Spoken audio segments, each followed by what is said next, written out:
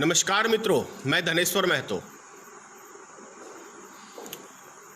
विदेश से कितनी इज्जत से हमारे देश के प्रधानमंत्री जी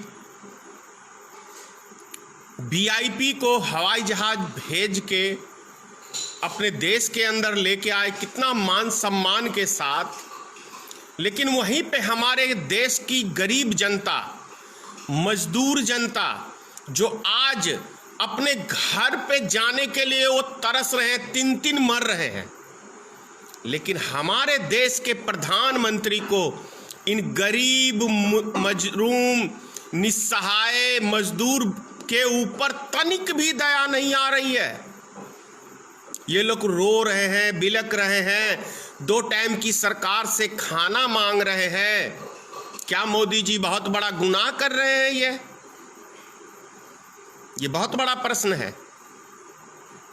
क्या मोदी जी 2 टाइम की रोटी मांगना, क्योंकि रोटी तो आपने, इनकी जो मजदूरी है उस पे आपने लॉकडाउन कर दिया है, तो क्या 2 टाइम की रोटी देना, क्या न माननीय प्रधानमंत्री जी आपका ये दायित्व तो नहीं बनता है? ये आपका कर्तव्य नहीं बनता है? आज 543 सांसद कहाँ पे हैं? वो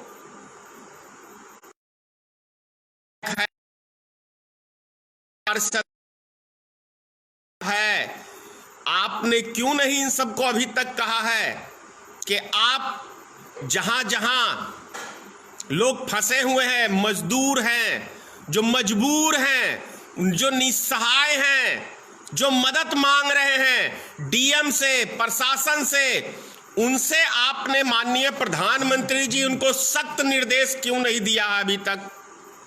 ये बहुत बड़ा प्रश्न है। आप गरीबों की बात करते हैं, लेकिन काम आप अमीरों का करते हैं। जैसे अभी 20 तारीख को फिर कह रहे हैं आप कि हमने कुछ चीज़ों पे छूट दिया है, बहुत अच्छी बात है, लेकिन मैंने वो बयान समाचार के माध्यम से सुना है। आप कुछ फैक्ट्रियों को चलाने की बात कर रहे हैं, बहुत अच्छी बात है, बड़े उद्योगपतियों के कारखाने चालू हो जाएंगे, लेकिन जो 6x6 या 8x8 के कमरे में जो पैक हैं, उसमें 5, 7, 10 मजदूर, जो मजदूर पैक हैं उसके अंदर, उन व्यक्तियों का क्या? सवाल, प्रश्न ये उठता है कि गरीब आदमी रोड पे निकलता है, जो मजदूर फंसे हुए हैं। बहुत कहिएगा, मैं फिर से कह रहा हूं, प्रधानमंत्री जी और मुख्यमंत्री साहब, मैं सबकी एक जो मेरे से मदद मांग रहे हैं, मैं उनकी कॉल रिकॉर्डिंग आपको फोन नंबर के साथ देना चाहता हूं।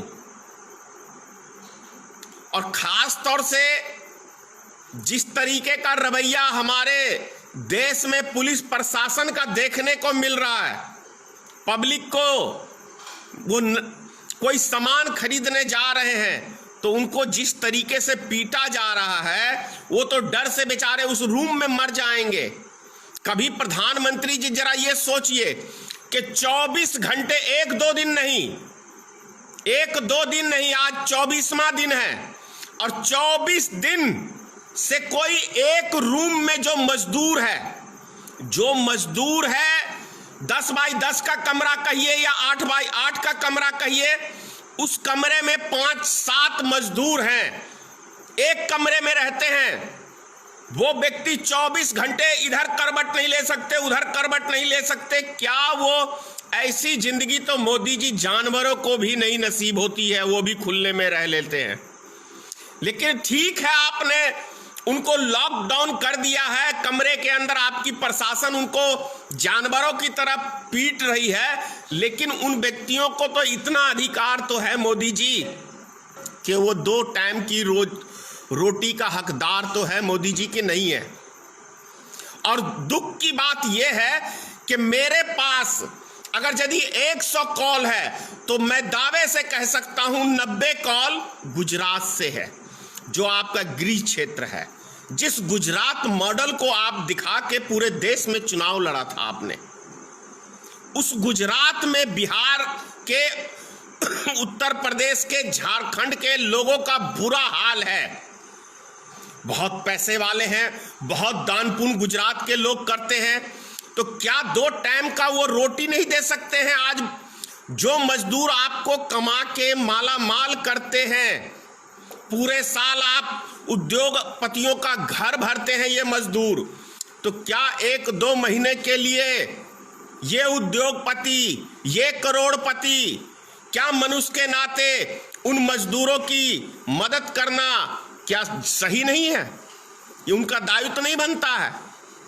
मोदी जी, आपकी बातों में बहुत ओजन होता है।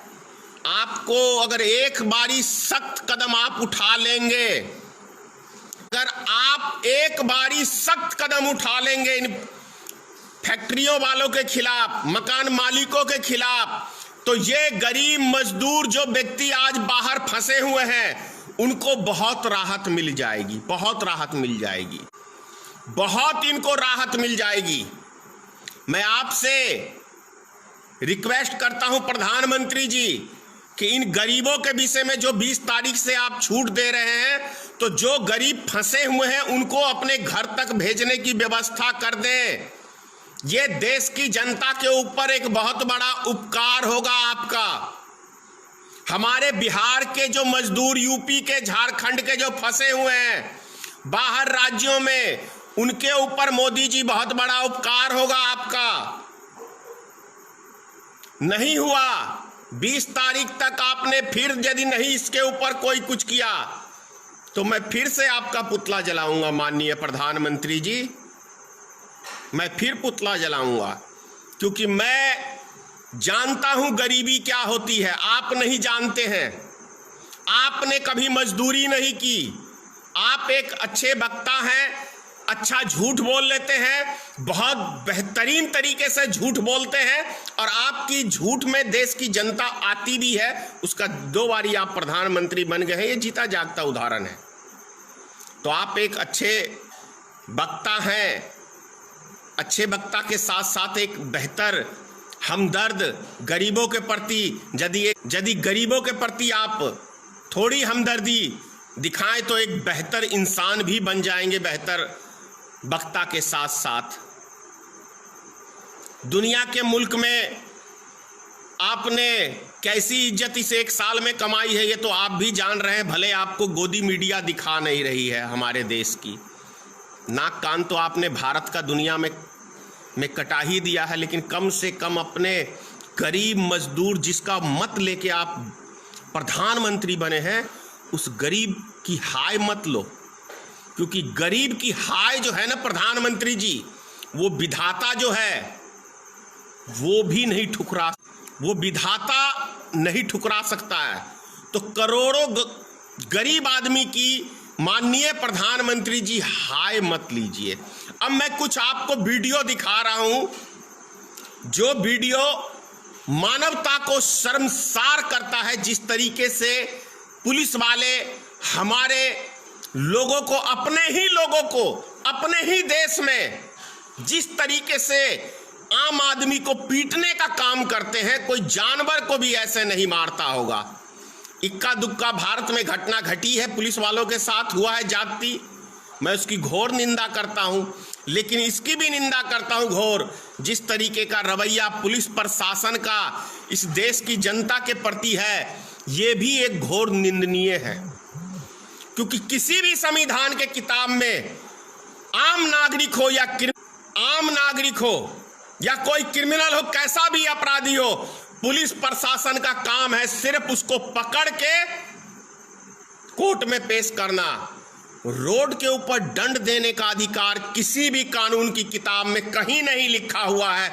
जिस तरीके के अभी भारत के अंदर इस लॉकडाउन के माध्यम से और इस 15 साल के नीतीश कुमार के शासन में जिस तरीके का पुलिस प्रशासन का बिहार में रवैया है, ये हमें इससे पहले कभी भी इस तरीके का माहौल देखने को नहीं मिला। ये बहुत निंदनीय है। अब मैं आपको वीडियो दिखाता हूं, जरा ध्यान से देख लीजिए। एक सरकारी कर्मचारी को ये वीडियो देखिए। कमरे में गुजरात से आए गरीब मजदूरों को किस बेरहमी से मारा जा रहा है, अफसर तक उसमें शामिल हैं। क्या संविधान की पोथी बंद कर दी गई है? सफेद चोले वाले इस मामले में बराबर के जिम्मेदार हैं, क्योंकि पुलिस द्वारा काम करने की व्यवस्था उन्हीं लोगों द्वारा तय की जाती है। अखबार वाले गरीब मजदूरों की पीड़ा नहीं लिखेंगे। वे तो बेचारे यह बताने में व्यस्त हैं कि भारतीय रिजर्व बैंक के नोट वाले कागज से तो कोरोना हो सकता है, लेकिन अखबार के पेपर से नहीं होगा। चीन पूरे देश की करेंसी बदल रहा है, क्योंकि उसका मानना है कागज से कोरोना फैलता है। हमारे यहाँ पर नए सिद्धांत गढ़े जा रहे हैं लोगों की। ये वीडियो तो आपने देखा, अब मैं आपको एक वीडियो और दिखा रहा हूं इस पुलिस प्रशासन का। देखिए एक किस तरह मार रहा है ये व्यक्ति, जरा ध्यान से देखिए किस तरीके से, कितना बड़ा इस, एक मिनट देखिए जरा ध्यान से।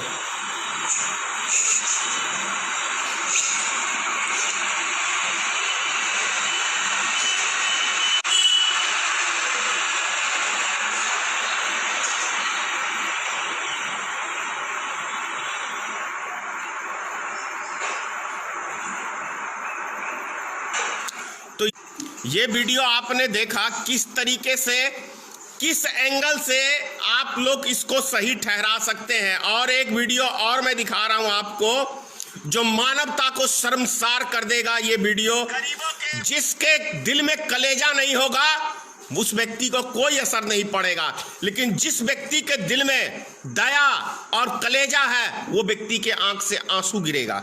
मैं एक वीडियो और दिखा रहा हूं आपको। इस वीडियो को तो आप सबने देखा होगा। ये बच्ची एक पैदल चल रही है और उसके पैर का हाल देख लीजिए, पैर का हाल देखिए इस बच्ची का, कैसे तड़प तड़प रही है और किस तरह इसका पैर का हाल हो गया है। शायद भारत के इतिहास के अंदर इतना घिनौना, इतना बेदर्द कभी भारत की सरकार कभी किसी की नहीं बनी है। और जिस तरीके से पुलिस प्रशासन आज हमारे देश के अंदर, एक गुंडा भी इस तरीके का हरकत नहीं करता है जिस तरीके का पुलिस प्रशासन आज जानवरों की तरह आम जनता को, बिहार की जनता को, उत्तर प्रदेश की जनता को, झारखंड की जनता को जिस तरीके से पीटने का काम कर रही है, मानवता उनके अंदर कहीं भी नहीं झलकता कि वो एक मनुष्य हैं, वो एक जानवर है पुलिस के रूप में। उसको मैं जानवर के रूप में कहूंगा। किसी भी एंगल से उनके अंदर मानवता कहीं भी नहीं झलकती। दूसरी चीज, एक चीज और कह रहा हूं कि वक्त रहते मोदी जी देश की जनता की भावना को समझिए, उनका दुख तकलीफ समझिए, नहीं तो गरीबों की हाय से आपको ईश्वर भी नहीं बचाएगा।